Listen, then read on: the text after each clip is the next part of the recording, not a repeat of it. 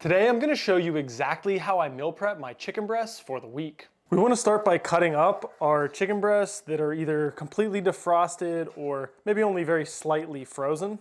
Cut the chicken breasts up into small chunks and put one layer of them in the pan. Now that we have our first layer of chicken in here, we're going to start seasoning. I always start with salt first, then I'm going to put a little bit of black pepper on here, garlic powder,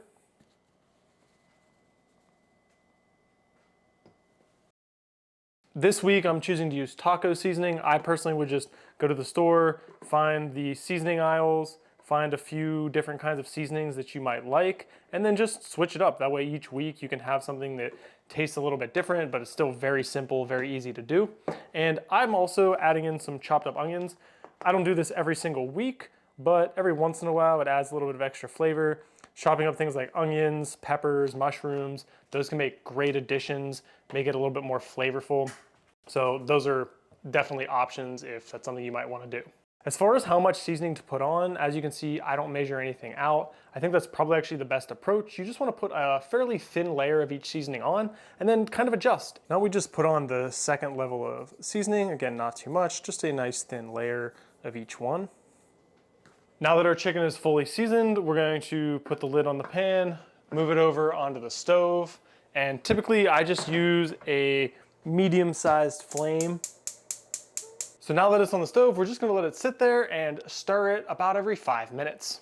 All we're gonna do now is stir this around just for 30, 45 seconds so that we can get the seasoning spread a little bit out more and have it cook a little bit more evenly.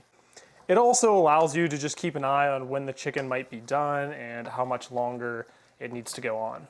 Came back to finish stirring up this chicken. As you can see, this is almost finished, as the chicken is more of that white finished color and not the very fleshy, more pink color that it was when we started. As you can kind of see that difference up on screen here. At this point, stir it until all the chicken is of that finished white color. And then all I'm going to do is I'm going to put the lid back on, turn the flame off, and let it sit there for about another 5 minutes.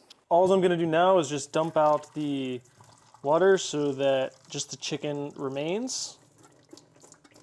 Now we're just gonna place the chicken into its final container, let it sit in there for about 20 minutes to cool off before we put the lid on and put it in the refrigerator. But if anybody has any specific questions from this video or would like anything else as far as like meal prepping or general nutrition, please leave me a comment and I'll get to it as soon as I can.